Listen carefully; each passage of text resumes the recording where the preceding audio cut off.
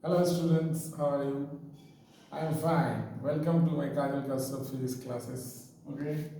Today we will discuss some concept of the problem. First time we discuss about the equilibrium. Okay. We already know the equilibrium. Equilibrium हमें तो पता है कि equilibrium होता है क्या. टोटल रिजल्टेंट फोर्स जीरो होता है. ऐसा ही इक्विलिब्रियम का सिस्टम हम यहाँ पर डिस्कस करने जा रहे हैं. देखो यहाँ पर जो we discuss this problem. यहाँ पर थ्री जो सिलेंडर है इक्विलिब्रियम में है. These three cylinders are in equilibrium. All the cylinders are identical. That's mean their masses are same and the radius of the cylinders are same. You can take R or M as a you can take it. Every mass of the cylinder M and radius of the cylinder is R. Okay. Now these three cylinders are in equilibrium. How can you crack this kind of problem?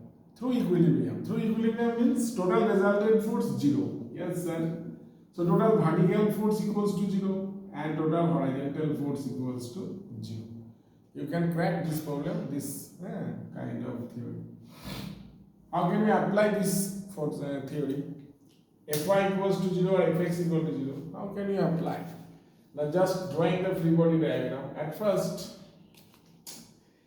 this type of problem, at first you take this body your first, and then the equilibrium of this body, or maybe this body. Okay, so you have to show the two kind of equilibrium equations.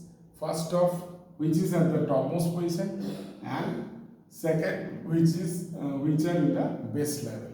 Okay, so here we take here this or this or this or this. At first this, at first this. अगर हम इसको पकड़ेंगे तो क्या होगा? देखो यहाँ पर एक नॉर्मल रिएक्शन आ जाएगा, इधर से एक नॉर्मल रिएक्शन आ जाएगा. यहाँ पर एक इक्विलैटरल ट्रायंगल हम कॉन्फ़िगरेशन कर सकते हैं. इक्विलिब्रियम ट्रायंगल हो गया. कैसे सर इक्विलिब्रियम? बिकॉज ये आर आर है, ये भी आर आर है, ये भी आर आर है, तो ये सब इक्वल हो गया, तो 60 डिग्री हो गया. तो यहाँ पर नॉर्मल रिएक्शन जो है वो डिवाइड होगा. वेक्टर अगर इक्वल होगा तो बाइसेक्ट करेगा. सो ये 30 डिग्री, ये भी 30 डिग्री. हम इसको थीटा थीटा ऐसे ले लेंगे तो 2n cos थीटा हो गया ऊपर में, और 2n cos theta balance the weight. इसका जो बैलेंस है नंबर 1, उसका जो वेट को बैलेंस करता है ये है 2n cos theta equals to mg. यहाँ पर थीटा हमें पता है 30 degree. Okay, we know the theta from the geometry concept.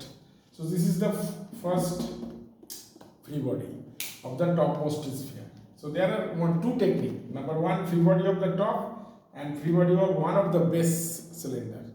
One of the base cylinder you can take this or this. Okay, you can take this or this. This angle also given, suppose it is theta 1 or it is theta 1. This is also given. Okay. Now you just take the equilibrium of this or this. Whenever you take the equilibrium of this, what happens of the forces? First of all, this normal reaction just act here. Okay, this normal reaction act here. First of all, this normal reaction act here, and this there must be some normal reaction maybe between this. So that is N1 N and the Mg. There is a three forces act, and another force is also present from this inclined plane. From this inclined plane, every cylinder gets some normal reaction. I will give you some concept here. That is a cylinder. This cylinder, suppose this is the cylinder. Okay, placed on the inclined plane. So whenever you get this normal reaction, and if it is the vertical line, this will be theta 1, so this will be theta 1. Okay. So now if you draw here vertical line, okay, and if you get the normal reaction, this is, suppose this is normal reaction. n2. So this should be theta 1.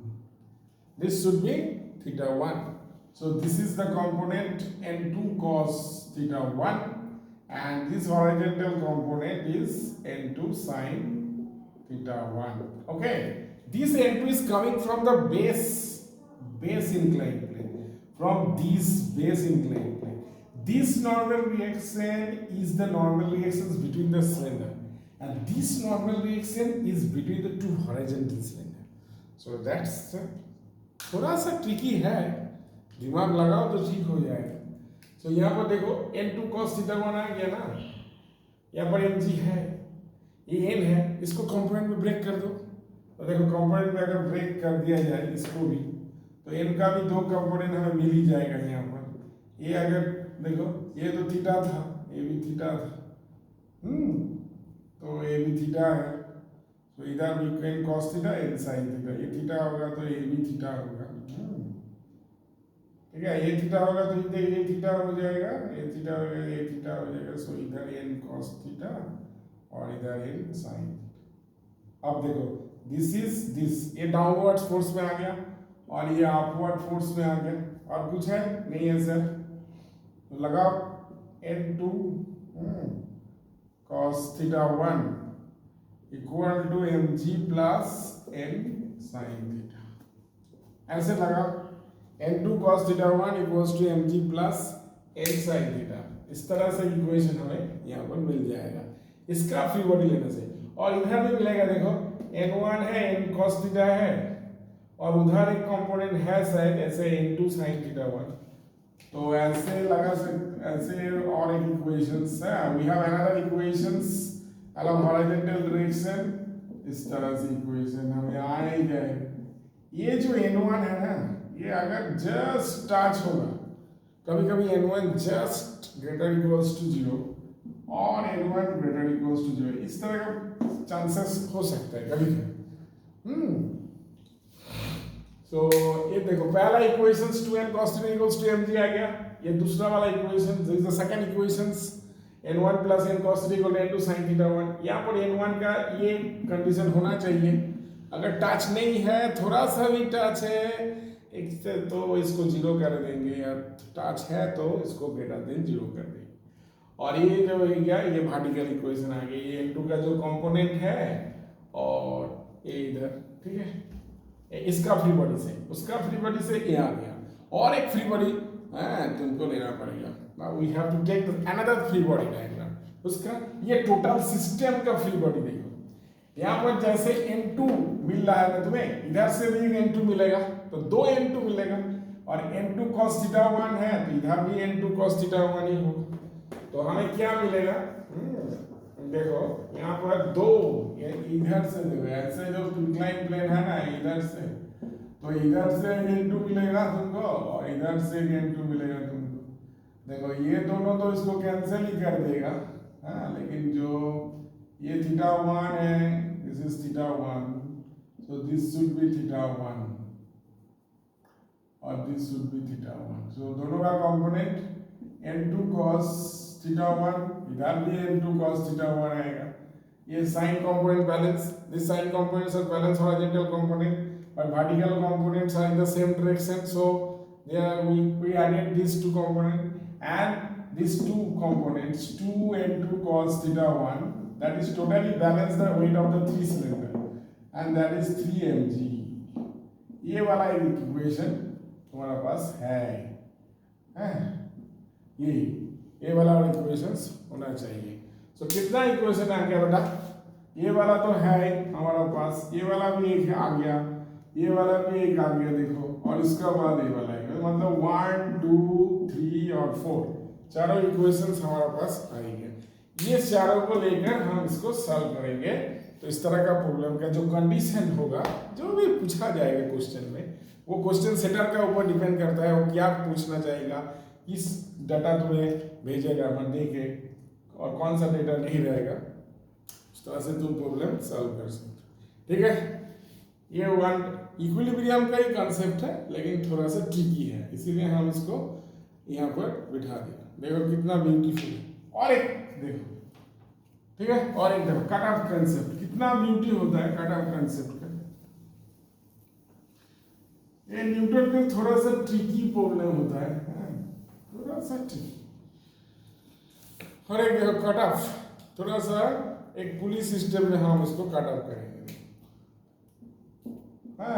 पहले या दूसरा दिन तो हमने बोला था cut off concept. तो और एक टिपिकल एग्जांपल है, देखो यहाँ पर एक कैपिटल एम है, ठीक है, और इधर से एक पुली आ रहा है, यहाँ पर एक पुली है, इधर से आप बॉडी यहाँ पर लगाएंगे इसको, फिर इसको यहाँ पर एक बॉडी है, यहाँ पर एक स्प्रिंग बॉडी है, और ये दोनों आके यहाँ पर एक पुली में समा गया, और इस पुली को हम यहाँ पर ऐसे, ठीक है हमारा picture.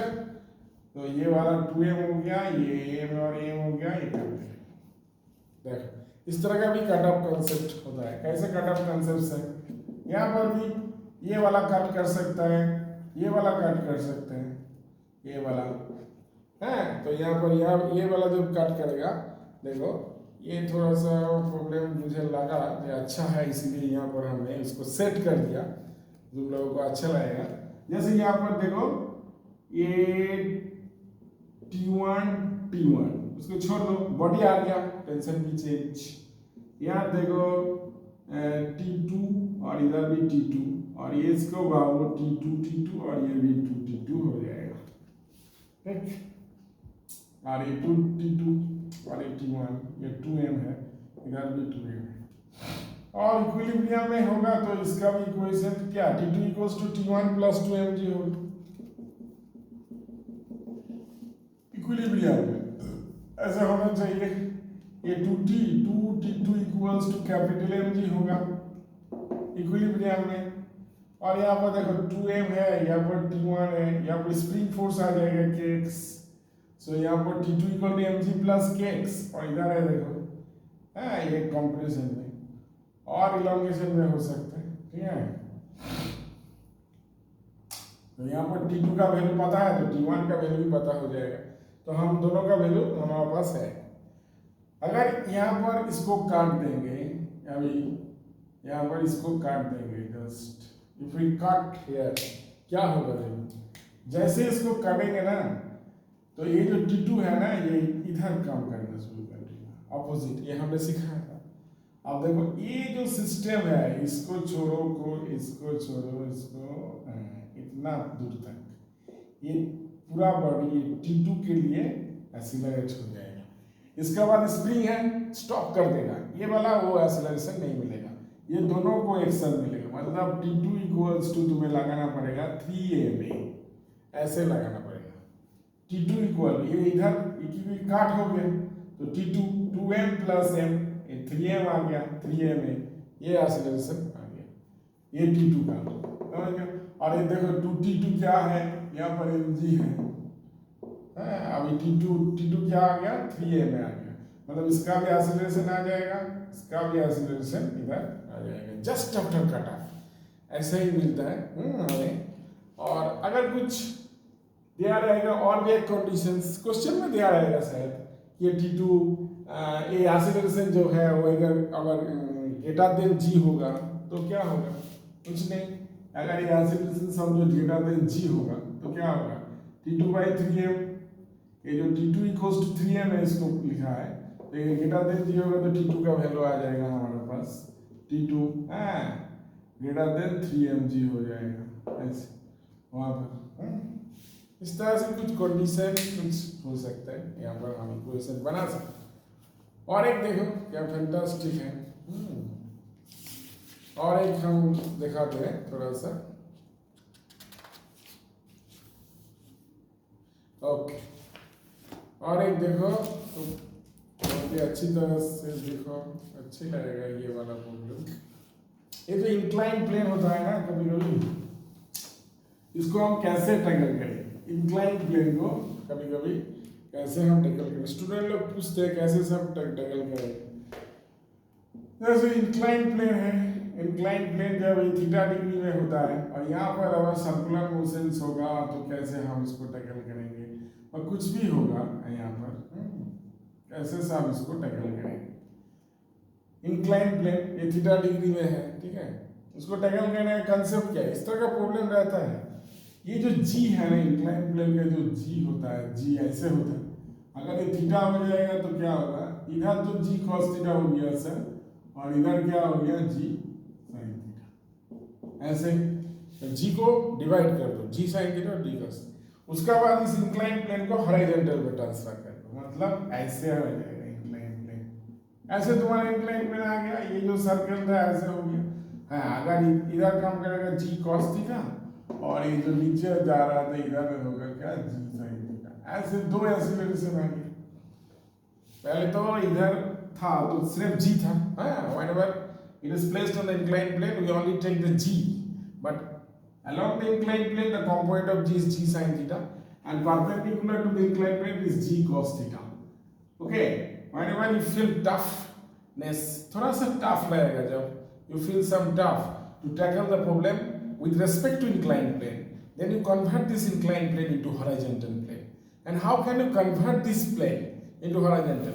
By dividing the g, and you just take here vertically downwards g cos theta and horizontally g sin theta, then easily you can tackle the problem. Okay, because if there is any problem, okay, then it is mg cos theta, and here normal reaction is nothing but mg cos theta, mg cos theta, and this body also feels some force mg sin theta, this body also feels some force mg sin theta, इधर एक force भी रहेगा इसका mg sin theta, उसको balance करने के लिए force चाहिए, नहीं तो बॉडी इधर मूव कर जाएगा, ऐसा होगा। इस तरह से इंक्लाइन प्लेन को हम टैकल कर सकते हैं। थोड़ा सा अगर फ्रिक्शन होगा तो और भी इंटरेस्टिंग हो जाएगा फ्रिक्शन, क्योंकि फ्रिक्शन देखो यहाँ पर जब यहाँ पर फ्रिक्शन लेंगे तो फ्रिक्शन तो यहाँ पर था, लेकिन अभी जो mg sin थीटा आ गया वहाँ पर फ्रिक्शन इधर भी ऐड करने लगेगा, फ्रिक्शन mg sin थीटा को बैलेंस करने लगेगा। अगर ये बॉडी बैलेंस में है तो फ्रिक्शन mg sin थीटा के साथ इक्वल हो जाएगा, और जो नॉर्मल रिएक्शन है वो तो mg cos थीटा है। अगर उसको हम घुमाएंगे तो सेंट्रीफ्यूगल फोर्स आ जाएगा, तो उसको भी लेना पड़ेगा, यस है, तो इधर सेंट्रीफ्यूगल फोर्स भी इधर आ जाएगा m ओमेगा स्क्वायर r, अब तब देखा जाएगा कि ये जो mg sin थीटा है और ये जो ओमेगा स्क्वायर r है, इस दोनों को में इनइक्वलिटी चेक करना पड़ेगा, कौन ज्यादा है, जो ज्यादा है उसको अपोज करेगा फ्रिक्शन, और जो कम है उसको हेल्प करेगा फ्रिक्शन।